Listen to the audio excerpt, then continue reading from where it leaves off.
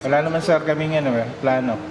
Sabi niya, may nag-inquire ako ng ano din. Ay, kay Sir Alfred ba? Ah, sige, tara. Kaya Napanood nyo lang yung video ko ng pangbahay Habol lang sir.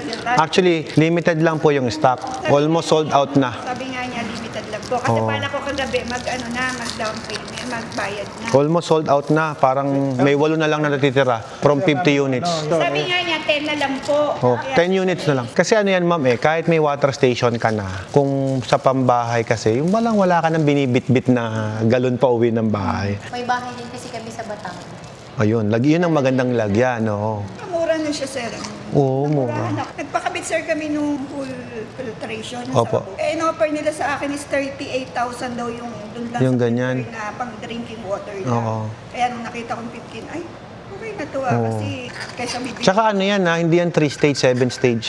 Pag sinabi mong 7-stage ma'am, bawat filter, iba-ibang klase yung laman. Pag sinabing 3-stage po kasi, 3-stage, ibig sabihin, 3 stage lang yon. Meron po kasing sediment filter, so isa, carbon black filter, 2, granulated activated carbon, 3, post-polishing filter, may reverse osmosis membrane, mayroong UV light, yung sterilization, mayroon niyang mineral stones, pandagdag ng mineral. Kumbaga, ang diskarte po dyan, pinurified namin, tapos nilagyan namin ng minerals. Kasi nga, ang sistema po niyan, di ba tayo, uminom tayo ng tubig. Kapag uminom ka ng tubig, purified water, wala na pong minerals yun. Ngayon, kung may mineral added po siya, mas healthy drinking water po yun. Hindi lang basta malinis, healthy pa. Kumbaga, ibang level naman po yung tubig na yun.